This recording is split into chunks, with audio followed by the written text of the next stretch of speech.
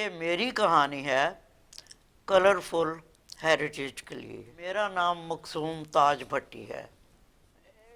اصل میں میری شادی ہوئی تھی، میرے ہسبینڈ مجھ سے پہلے کے آئے ہوئے تھے اور میرے گرینڈ فادر بھی پہلے سے آئے ہوئے تھے اسکاٹ لینڈ میں۔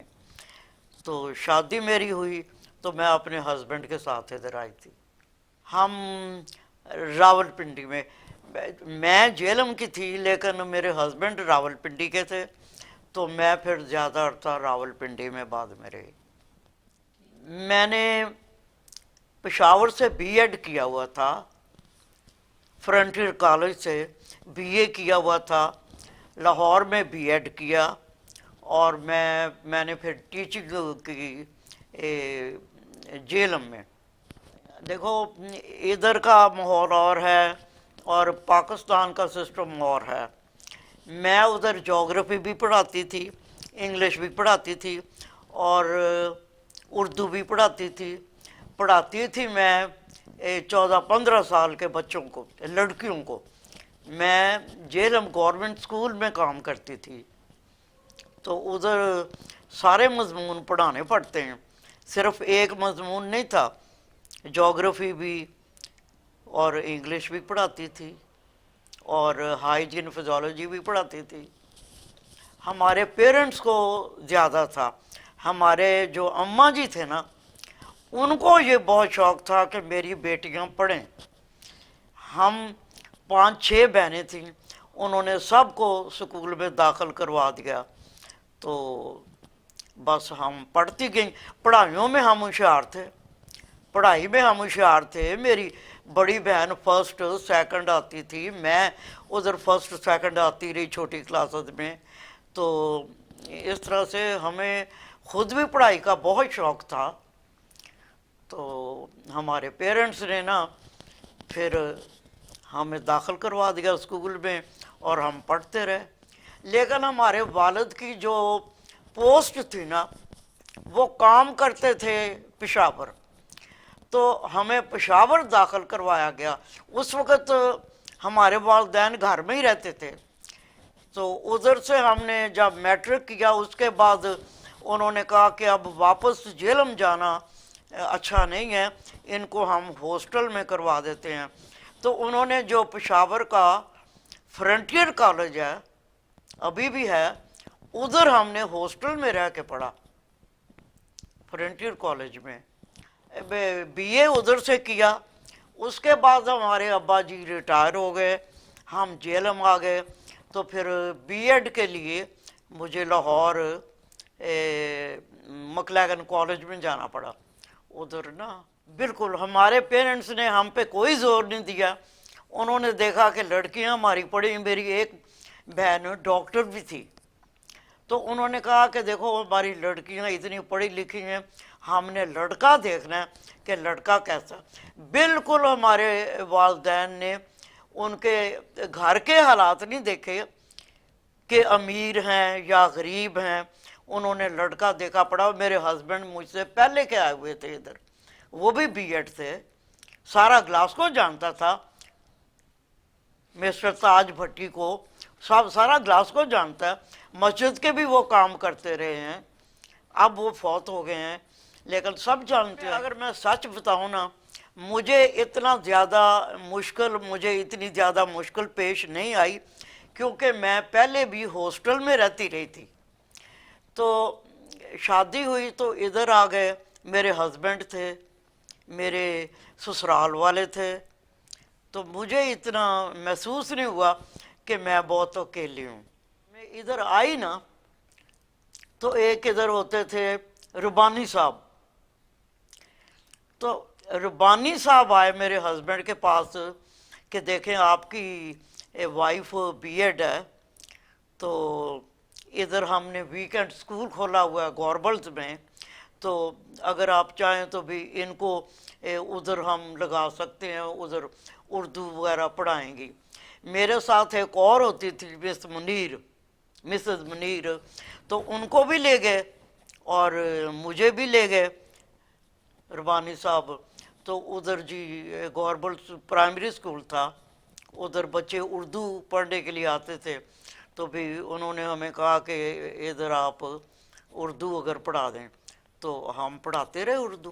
لیکن ہم نے ڈیوائڈ کیے ہوئے تھے، ایک مسز خان ہوتی تھی، وہ ادھر انگلش اسکول میں بھی ٹیچر تھی، ایک مسز منیر ہوتی تھی میرے ساتھ، ایک اور دو بچیاں بالکل ینگ سی ہوتی تھیں، وہ بھی اردو پڑھانے کے لیے آ گئیں، تو بس 3-4 ہم ہوتے تھے۔ ویکینڈ پہ میں جاتی تھی سیٹرڈے سنڈے کو، اور سیٹرڈے سنڈے میرے ہسبینڈ جو تھے وہ بھی ٹیچر تھے، ان کو چھٹی ہوتی تھی سیٹرڈے سنڈے، تو وہ گھر میں ٹھہرتے تھے بچوں کے پاس۔ بچوں کو ہم نے اسکول میں بھیجا، ویکینڈ اسکول میں اردو کے لیے بھیجا، میں خود ٹیچر تھی، بچے آتے تھے ان کو بٹھا کے ہوم ورک وغیرہ کروانا اسکول کا، اردو پڑھانا اسکول کا، اور یہی بچوں کے لیے کیا، اور ان کو لے جانا، کبھی سوئمنگ کے لیے لے جانا، کبھی جی ان کو ویکینڈ اسکول پہ لے جاتی تھی، تو یہی کام تھے ہمارے۔ قرآن میں نے گھر میں پڑھایا، لیکن اب میرے آگے بچے جو ہیں نا وہ اسکول میں بھیجتے ہیں، لیکن میں نے گھر میں پڑھایا، اردو بھی گھر میں پڑھایا اور قرآن شریف بھی گھر میں پڑھایا۔ مسجد میں اس وقت زیادہ عورتیں نہیں بھیجتی ہوتی تھی، یہ کوئی تھوڑا عرصہ بعد میں ہوا، جو مائیں پڑھا سکتی تھی نا گھر میں اردو اور قرآن شریف، انہوں نے گھر میں ہی پڑھایا تھا۔ اب جو ینگ لڑکیاں نا ادھر کی پڑھی ہیں وہ مسجدوں میں بھیجتی ہیں زیادہ۔ اس وقت میں جو اصل میں خود ٹیچر تھی، پاکستان سے آئی تھی، میں نے گھر میں پڑھایا تھا، بچوں کی تربیت بھی کی ہے گھر میں، کپڑے بھی سی کے اپنی بیٹیوں کو دیتی رہی ہوں، اور کھانا بھی پکانا سکھایا گھر میں، بچوں کو ویکینڈ اسکول میں بھی لے کے جاتی تھی، لے کے آتی تھی، سب کام کیے بالکل بہت بزی، اور ہم نے تو بڑی خوشی سے کیے کام، ہم نے یہ تو نہیں کیا کہ نہیں ان کو نہیں پڑھانا یا ان کو نہیں لے کے جانا، ہم تو لے کے جاتے تھے اسکولوں میں۔ ہمارے ساتھ اور بھی میری جو 1-2 فرینڈس تھیں ادھر، مسز منیر یا اور ایک ہوتی تھی غفورہ، وہ ہم سب کرتے رہے جو کچھ کرنا تھا بچوں کے لیے۔ حاجی صادق بہت نیک اور شریف انسان تھے، مسجد میں کام کرتے تھے، انہوں نے لوگوں کے لیے بہت کام کیے، ان کی فیملی نے بہت زیادہ کام کیے، تو میرے ہسبینڈ کے بہت زیادہ وہ بیسٹ فرینڈ تھے، ہمارے گھر کے بالکل پاس رہتے تھے، ہمارے اور ان کے گھر کے درمیان بس ایک دیوار کا فاصلہ تھا، وہ بہت زیادہ ان کے فرینڈ تھے، وہ تو فوت ہو گئے ہیں، لیکن ان کی فیملی کے ساتھ ہمارے ابھی تک تعلقات چل رہے ہیں۔ ڈرائیونگ اسکول میں تو نہیں گئی ڈرائیونگ اسکول، لیکن میرے ہسبینڈ نے انہیں سے سیکھا، ڈرائیونگ انہیں سے سیکھی تھی۔ جب ہم پہلے آئے تھے تو پاکستانی اتنے زیادہ نہیں تھے، ہم بڑا فخر محسوس کرتے ہوتے تھے کسی کے گھر آنا جانا، کہ دعوتیں بڑی ہم کرتے ہوتے تھے، کوئی جی پاکستان سے آیا تو دعوت کرو، کوئی پاکستان واپس جا رہا ہے ایسے سیر کے لیے یا ویسے کسی کو ملنے، تو جاتے ہوئے ضرور ان کا کھانا کرنا، لیکن اب وہ چیزیں اتنی نہیں رہی، اب تو کسی کو پتہ بھی نہیں چلتا کہ کوئی پاکستان گیا یا کوئی پاکستان سے واپس آیا، اب تو سب اپنے اپنے گھروں میں رہتے ہیں۔ ہم ایک دوسرے کے گھر بہت آتے جاتے تھے، لیکن اب ہمارے بچے جو ہیں وہ بڑے ہو گئے ہیں، اب لوگ اتنا زیادہ دوسروں کے گھروں میں نا لے کے بھی نہیں جاتے اپنے بچوں کو زیادہ، لیکن پہلے ہم بہت زیادہ جاتے ہوتے تھے دوسروں کے گھروں میں۔ ہماری کمیونٹی کی عادتیں ایک دوسرے میں آ گئی ہیں، ایک دوسرے سے کوئی سیکھا ہے کہ ہم نے ایسے کپڑے پہننے ہیں اور اردو بھی سیکھی ایک دوسرے سے بچوں نے، کئی اور کام سیکھے. کوئی ادھر سے آئی ہوئی تھی ہمارے ساتھ کی عورتیں، وہ سلائی وغیرہ اچھی جانتی تھیں، ہمارے بچوں نے ان سے سلائی بھی کئیوں سے سیکھی، اور فائدہ تو ہوا نا. بہت سیکھتا ہے، بہت سیکھتا ہے. کئیوں کو ہمارے جتنے بھی ملنے جلنے والے بچے ہیں نا، جتنی بھی فیملیز ہیں، ان کے بچے بھی آگے اسی طرح سے ہیں. کپڑے سی بھی لیتے ہیں گھر میں، کھانا بھی پکا لیتی ہیں، آنا جانا ایک دوسرے سے، اردو بھی ایک دوسرے سے سیکھ لی، زبان ایک دوسرے کی سیکھ لی. یہ سب کام وہ کرتے ہیں سارے بچے.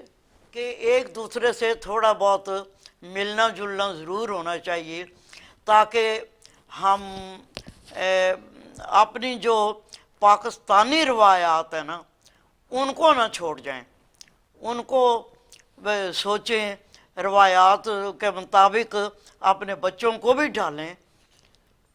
یہی میں دینا چاہتی ہوں میسج. یہ نہ کہ ان کو بالکل دور کر دیں اپنے کمیونٹی سے، اپنی لینگویج سے. یہ چیزیں ہماری نا بہت ضروری ہیں.